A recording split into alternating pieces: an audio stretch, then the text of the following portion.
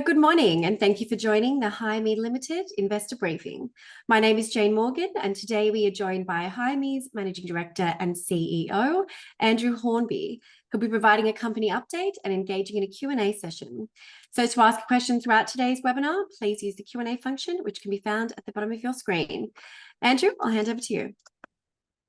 Thanks, Jane. Hi, everyone. Good morning. Thanks for tuning in and for the opportunity to present some further info on our technology progress and recruitment numbers as we close the year in a positive fashion. Hopefully, you can see on screen a short presentation that we'll run through, and I'd welcome further questions from you at the end. Please direct them in the comments section, as Jane has just said. She'll pick them up during the presentation. Okay. There's a quick disclaimer on page 2. I'd encourage you to read, have a look, and we'll jump straight into the technology team members update. So in the quarter, we welcome both Kevin Rees and Yolandi Kader to our business. Both came from strong pedigree and at a key time for Hiremii. If you have a quick look and an overview of their experience, I'm Kevin, who's leading the integrated team.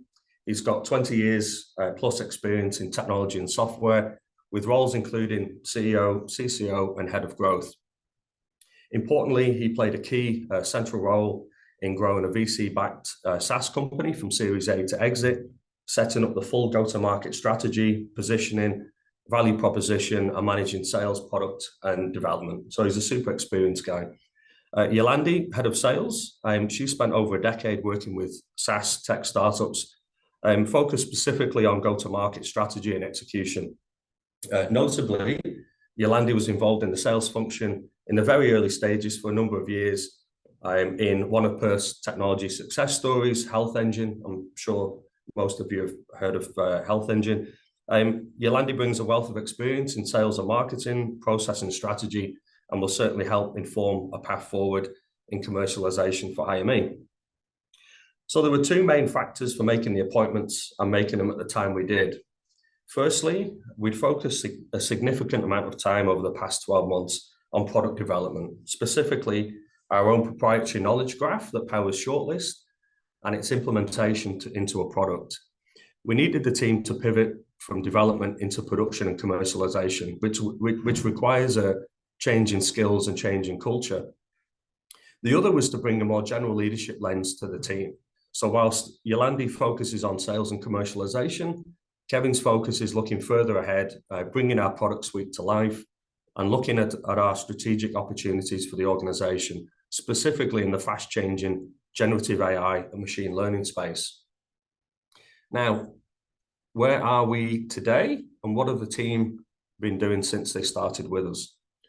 So the team came on board and carried out a deep dive market test on Shortlist, the product functionality and opportunity. We were able to derive an accurate shortlist of candidates from a long list, which can be shared internally or between hiring teams. We received positive validation from trial customers as provided in the previous quarterly release. Further work is required to build into an applicant tracking system, the environment where the majority of our enterprise customers live and work on a daily basis. So focusing on our drive towards revenue as a priority, a decision was made to focus the next few weeks into a co-pilot design, going back to the first part of the recruitment process, which is your candidate engagement and attraction, an area under stress due to low unemployment environment we've had since COVID, really, over the past 2-3 years. Following the trends we've seen in places like Adobe and Microsoft, Co-Pilot will act as a portal to the Hiremii product suite, over time enabling those in the hiring process to leverage our extensive portfolio of automation and generative AI products, enhancing the recruitment process. So Co-Pilot will enable employers to do a number of things in the first module, including personalized candidate outreach, quickly compare candidate experience to role descriptions, create outreach from scratch, and add personalization to outreach templates. Leveraging our team's experience with ChatGPT and using Google plugin, this will enable users to integrate seamlessly into their workflows in any software or web environment, meaning quick and scalable opportunity for revenue. Once achieved, we'll focus on growth through integrating our other modules, including Ad Writer and Shortlist, as well as responding quickly to the fast pace of industry change in AI. The focus in this quarter is to complete Copilot development for the initial module and get into commercialization as quickly as possible. The product will be industry and location agnostic. It's a volume-led scalable tool, so the team are already working on the marketing and sales strategy to maximize impact once we go live. We remain extremely bullish on the impact that generative AI can have and our ability to enable a scalable technology to make a big impact on the hiring industry. So as you can tell, we're very excited. Just wanted to move on to a recruitment update and some of the key headline numbers that we've seen in that we've released in the previous quarter. So as you can see, Inverse Group delivered another strong set of results as we released in the Q4 report last week. On a standalone basis, the Inverse Group continues to build a solid and sustainable order book with high volume of recurring customers and long-term forecastable contracts. The double-digit Q-on-Q growth demonstrates our ability to meet the needs of our growing client book. It's important to help our investors understand the value of Inverse as a high-growth business. Throughout the last 12 months, we focused on organic growth, choosing to expand through the hiring of experienced consultants with a track record of success. The focus over this period was on new client generation, candidate acquisition, and a team to deliver the anticipated demand. We have all of those areas in a very strong position now, and the focus is about maximizing productivity and improving our revenue and GP per consultant. There's certainly scope to do that with a strong client base and a team that we now have in place. We continue to see demand continuing in WA, and we would consider geographical expansion if the right opportunity presented itself, and it sits nicely, obviously, in our portfolio. As a team, we've set ourselves some ambitious goals, again, for the coming year, and everyone's on board and excited to see what we can deliver together. So just picking out a couple of highlights from the fourth quarter. So something that obviously we don't necessarily report on, the EBITDA generated by Inverse in our two strongest months in the quarter, April and June, combined was about 340k, with just over 200k of that being delivered in June. So if you extrapolate that over the course of a year, you can see what's achievable with the right conditions, with a sort of 4+ multiple being an industry, a typical industry valuation metric on recruitment companies. And I've seen examples of higher than that recently. To help underpin this, we were able to generate improved margins to an average of 12.4% across the year, hitting just over 15% in June. Our clients have continued to support increased margins to alleviate some of the inflation pressures and have been working closely with us in this area. The recruitment business earns on an hourly, daily, and annual remuneration, which provides an inflation hedge to some degree as wages continue to rise. So overall, we're really pleased with how we've closed out the year. I'd like to thank the team for the hard work, our investors for your patience and support, and we certainly look forward to further success through full year 24. I'll be delighted to answer your questions, and thank you very much for listening. Wonderful. Thank you for that, Andrew. I'll just get you to stop sharing your screen and we can jump into some questions. And again, webinar attendees, please use the Q&A function, which can be found at the bottom of your screen. Okay, so let's kick off. So will you need to appoint further team members to execute on this growth strategy? So we, as I sort of alluded to in the presentation, Jane, so sort of last year we had a focus on new clients. If we're talking specifically Inverse for a moment, we focused on new client generation. We hired new team members to be able to deliver the anticipated growth.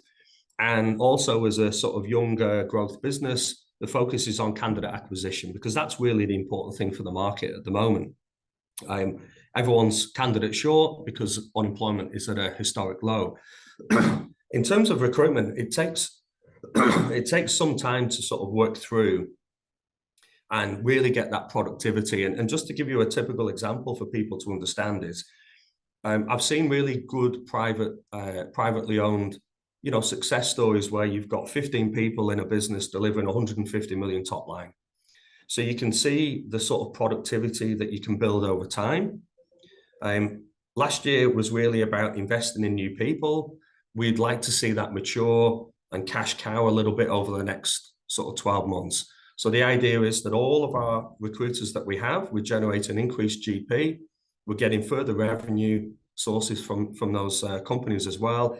And whilst we are certainly considering geographical expansion and further expansion here, as I said, we've set some ambitious targets. I expect us to continue to improve that GP overall per person. So of course, we're ambitious. We'd like to continue to grow, but we can certainly get more from our people.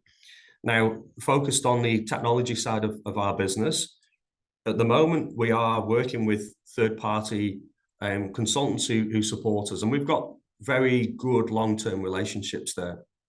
Now, of course, what we'd like to do as a business, as we start to generate that revenue from customers and we start to grow the technology part of the business, we'd certainly like to bring some of that capability in-house, and we will, of course, need to strengthen the team.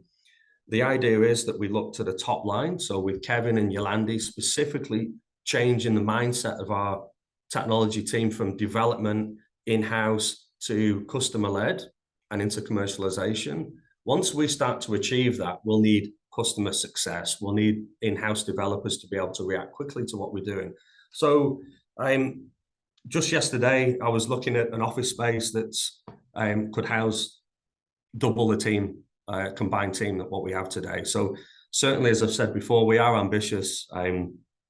We certainly are striving to achieve growth in FY24 on both sides of the business. So no doubt we'll be expanding further. Wonderful. Okay, so next one. So you mentioned that there's further development required for the AI Copilot design. So what does this entail and what would the timing be like for this? So because we're a lean company, and you can see from the sort of previous 12 months, we didn't invest super heavily in the tech side of the business. We needed to strengthen, make sure there was some strong foundations. We spent quite a bit of time looking at our knowledge graph, getting that into a product. So the team are working really quickly on Copilot. So that should be, hopefully we'll kick off the start of dev over the next week or so. It'll be a 4 to 6 week dev. We've got it budgeted already in terms of our tech spend. We're using Horizon Digital that we've worked closely with for a number of years now. We should be able to execute that quickly. Now, in tandem with us executing that, what we had before is we had development execution, and then we would assess where that was at and if we need further dev. Now we've changed the sort of mindset of the team. In conjunction with us getting that development underway, we've actually got a commercialization sales team focused on getting our marketing strategies and our sales strategies in tandem with development as well. So within this quarter, AI Copilot, and as we've seen with that, it's not a coincidence we're looking at Copilot.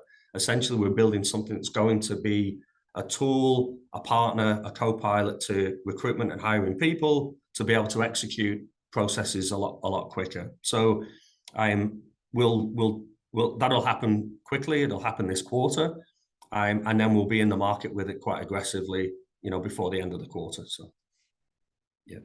Perfect. And actually, just further to that, then, so can you explain the relationship with ChatGPT? Yeah, so ChatGPT is really interesting. It's obviously been the fastest growing app and the most used app, I think, ever in the world. So at the moment, it's people are using it to try and understand how it will benefit them and their own workflows. And there is some concerns that what does ChatGPT mean for me in my organization, whichever industry that you're in. I think that the key thing with ChatGPT, and it's probably been the most public one, but you've got Google Bard, you've now got others. Microsoft are developing really quickly, as well as that investment into ChatGPT or OpenAI as well.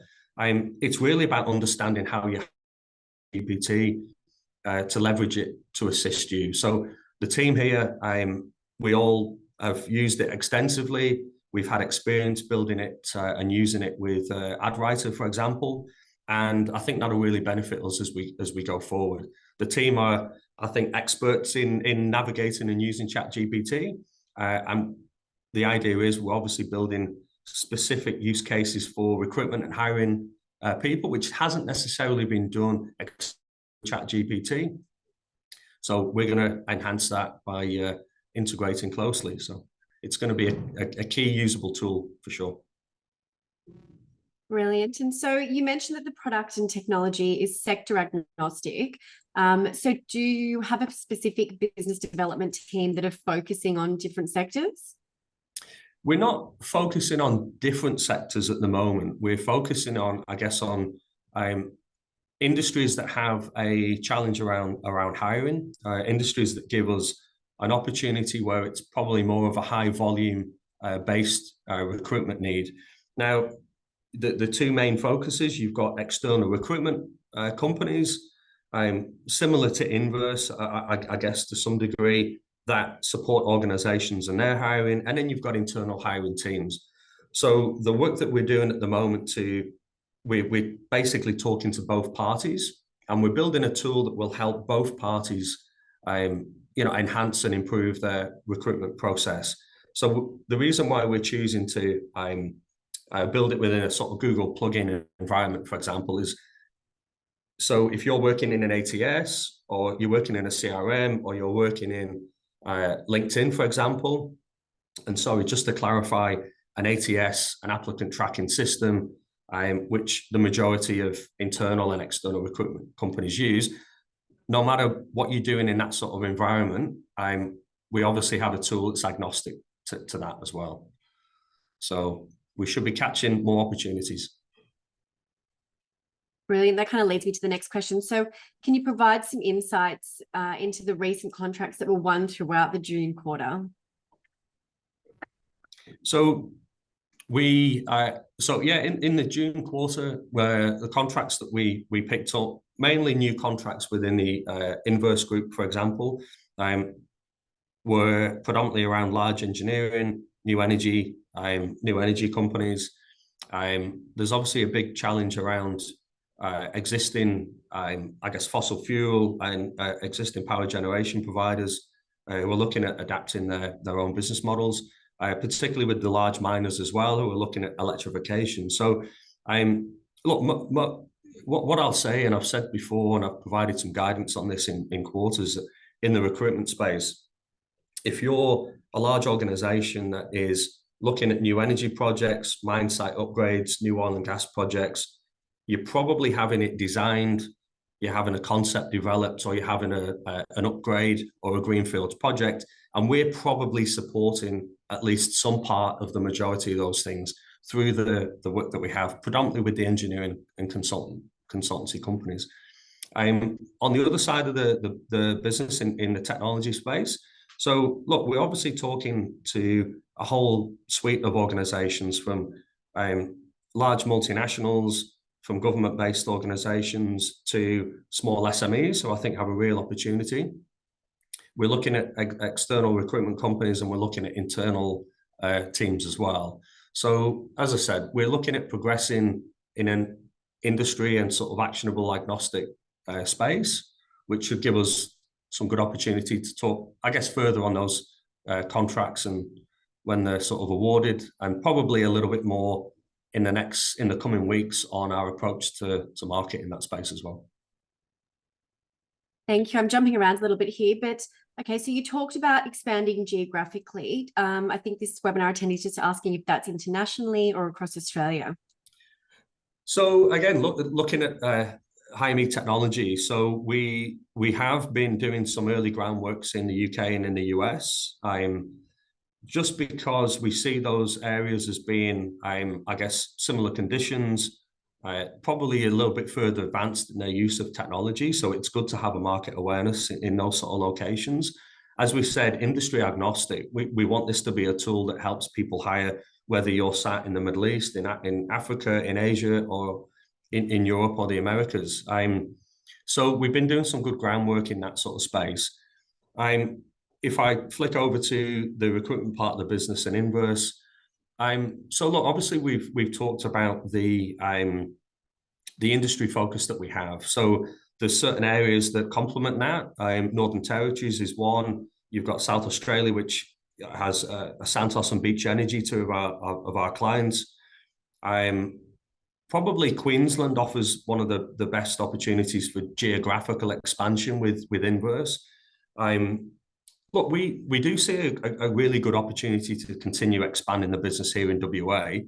But as we've said before, we will consider other opportunities, and we've looked at other opportunities in the past 12 months, and we continue to do so. If there's a good opportunity that we see, which we think is beneficial both to the business and to our shareholders and the investor returns we're looking at, then we'll certainly pursue that and look at that further. So both national and international on both sides of the business. Wonderful. Another one. So do you have any forward-looking budgets for the coming year?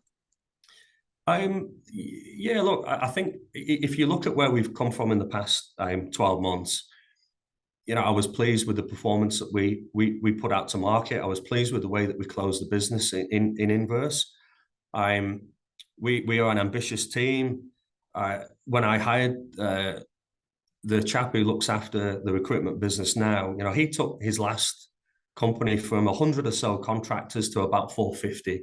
So look, we're at the early part of that journey. I think we can continue to deliver and work towards that. We've really carved out a very strong service business.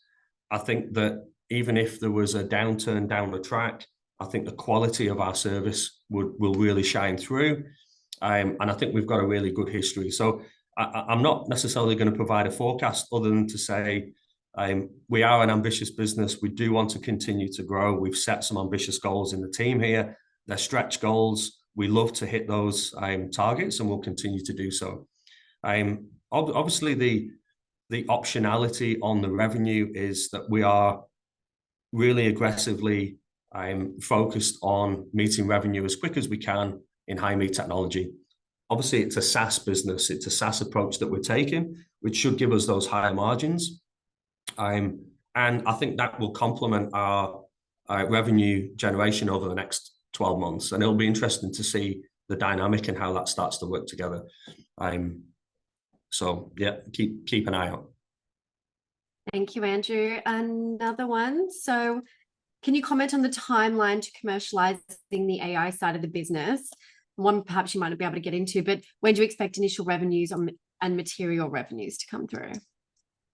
Yeah, obviously, look, I guess I acknowledge that the pace that we've got to revenue generation in Hiremii technology hasn't been as quick as we'd like.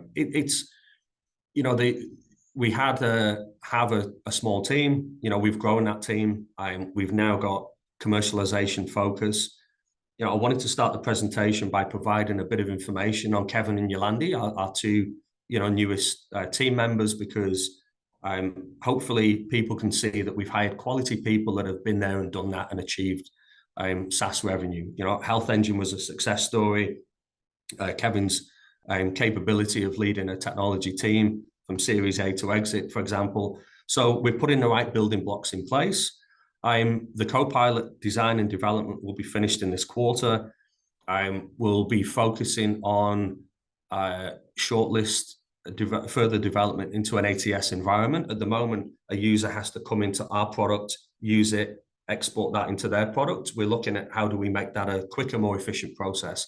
So look, we're targeting revenue as quick as we can. That's exactly what I'm challenging the team with. Now, in terms of material revenue, look, we are being open to a number of different ideas.